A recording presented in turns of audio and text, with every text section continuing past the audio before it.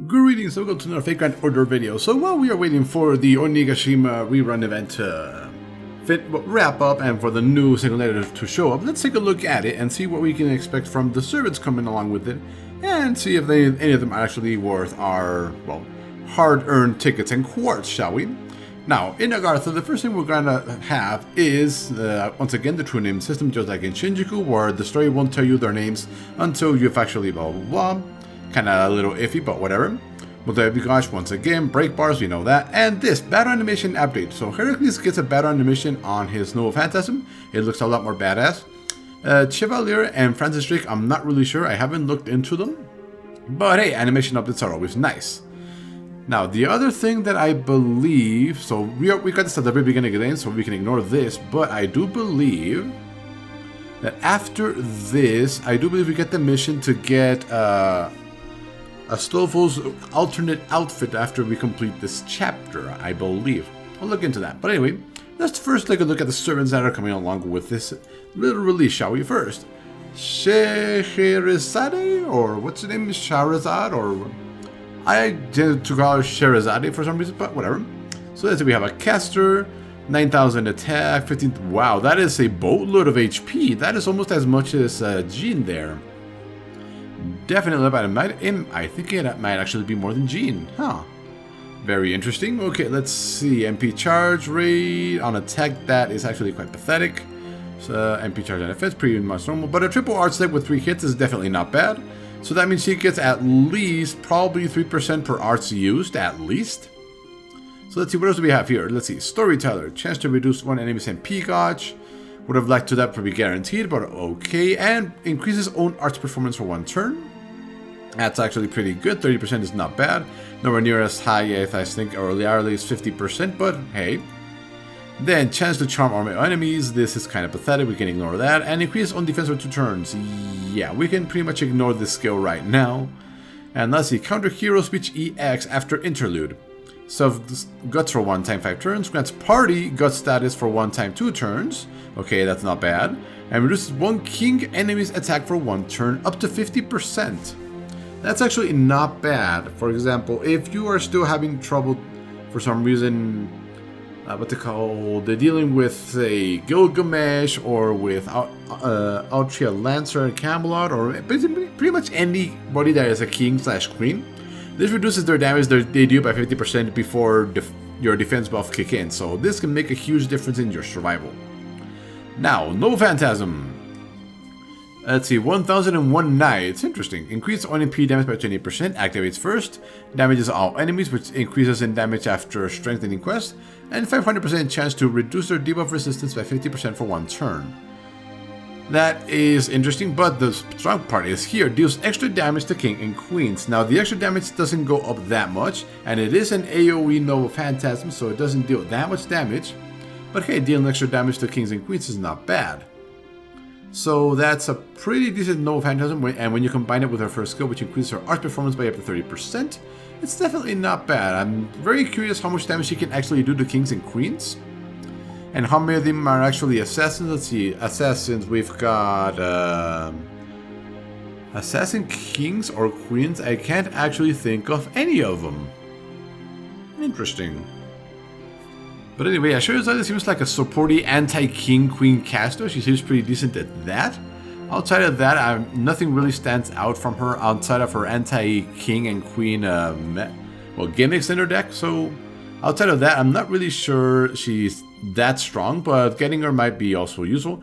Another thing is she's not limited in any way, so once she appears in the summoning pool, she's there forever. And then the next one, Wu Zetian, 4-star assassin. Yes,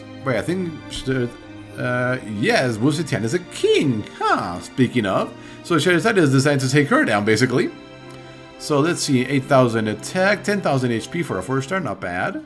Let's see, once again, for Assassin Star Generation, 25%. MP charge on attack is 0.87, that is not bad. And having 3 hits on both her quick and arts cards is not bad. Unfortunately, she does have 2 buster cards, which I really do not like, but yeah, we'll have to deal with that. So, first skill, reduces one enemy's defense for 3 turns.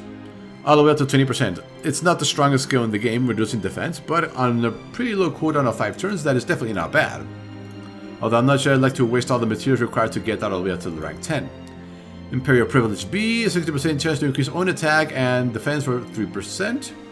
And recovers 1 HP, 18 to up to 38% depending on how much you've leveled up the skill. But 60% is really not that good, unfortunately. Now, if you do pair her up with Ilya, who increases a servant's chance to buff success by 40% with one of her skills, then you can guarantee that, but I wouldn't rely on that, honestly.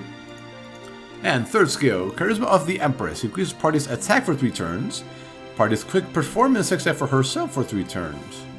Okay, now this is definitely a skill you want to level up, so it increases quick and attack, so she could get along very nicely with Kintoki Rider that we just got once again.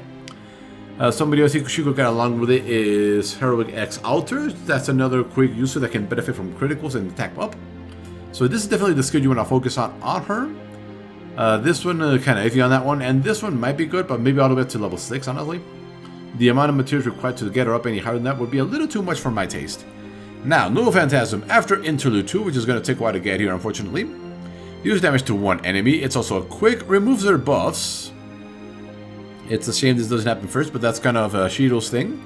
And inflicts poison of 1000 damage for 3 turns, and the damage is not bad after the Interlude. Before the Interlude, it's a little on the low side. But increases own critical damage for 3 turns. I'm not liking it too much, honestly. Now, maybe if you put her together with Shuten Doji, who also poisons, and maybe Robin Hood, as you stack up all their poisons, you might get some decent poison damage. Unfortunately, that's still very inferior to what you could do with normal attacks or a hard-hitting Null Phantasm. So I'm never a big fan of poison on Null Phantasm, so kind of iffy. So Wu Zetian is basically a supporty assassin, which is odd. I don't think we wouldn't have anybody like that in the game yet. With defense down and attack and quick up, definitely not bad, especially on an assassin team. The double buster does hurt her, honestly, but what can you do? And lastly, Penthesilea. Hoodsley, Divine Earth Sky Female, another king. Okay, so Sherazade handles her as well. She's a berserker though, so 10,000 attack and 10,000 HP, pretty nicely balanced there. So who are you on? And a triple buster deck, not bad. That's definitely what you want to see on a definitely berserker there. Let's see, Charisma increases party's attack for 3 turns. I think this is the same one Altria has, Saber, so pretty standard. Let's see, Golden Rule Beauty grants self debuff immunity 3 turns. This I like. Charges on MP charge every turn for 3 turns. All okay, so all the way up to 60% MP charge over 3 turns. That is not a bad skill. Definitely leveling that one up. And increases party's buster performance 3 turns. Not bad. And increases own damage against Greek mythology male enemies for 3 turns. Up to double the damage.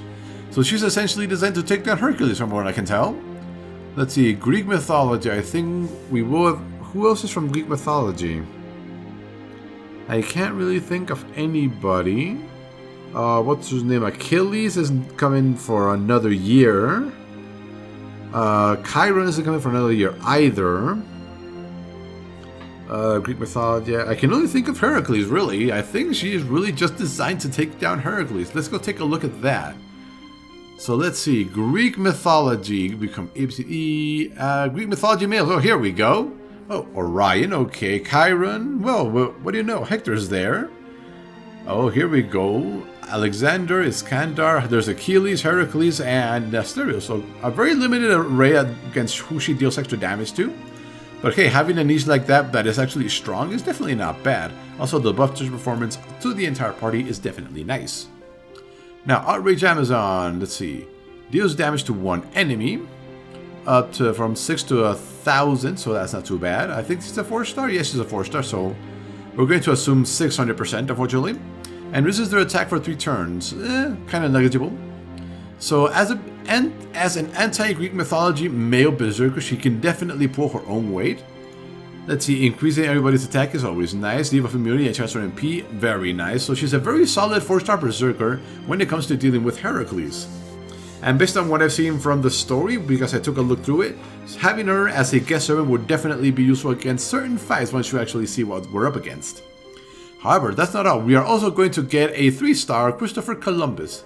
Is it odd that somebody that, at least on this side of the world, is so world famous is only a 3-star? Curious, isn't it? Makes you really put into perspective what is important to the rest of the world. Well, 6,000, 9,600. That's actually a pretty decent amount of HP there for a rider, not bad. 2 wards to Buster, not too bad on the cards there. So let's see, increase party's MP damage up to 40%, and increase party's attack. Okay, not a bad skill, definitely solid support there. Grants self-gut status 1 time, and charges on MP gauge. Okay.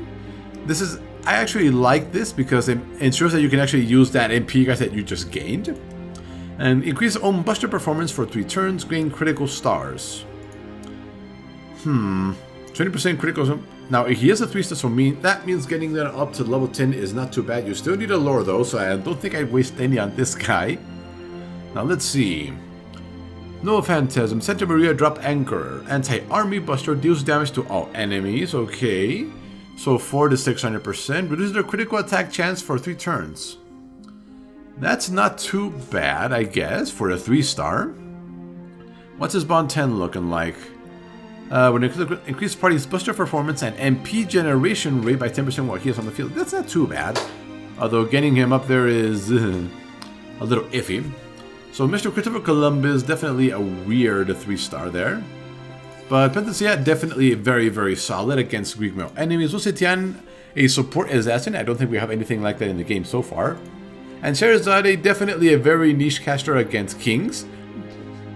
But definitely, there are enough kings in this game that she can definitely pull her weight more times than not. Now, what else do we have here? Oh yeah, the bomb point bonus. As you can see, all female servants will get extra bomb points if they're in the party after completing a main quest. So if you're like me and you're slowly working on getting everybody's bond to level 10 for those oh so precious quartz, this is definitely a very strong time to put females into your party, especially 5 stars. So yeah, definitely not bad. Now what else is happening? Summoning campaign, we just went over them. This is absolutely negligible, run this there. It's a 3-star, nobody cares about 3 stars. And I really think the only thing left to do would be to look at this, but I don't think I have any of... I have Heracles, but so that'll be nice. I don't have Chevalier and I don't have Francis Drake, so yeah. Not nice for me, but at least it seems to be like a relatively short chapter, which is good. So, anything else to say about this chapter? I did look through the story main quest, and there are definitely some relatively tricky ones. But if you pay attention throughout the story, you should not have any trouble in dealing with them. Now, one can throw you for a loop where one of the bosses, upon breaking their break bar, fully charges their MP. So you might want to be careful with that, but hopefully by this time, you've learned to deal with break bars in that you wait until their MP bars are completely full, then you break them in case they fill them up by themselves by doing that, and so on and so forth. So yeah, Agartha. Seems like a pretty...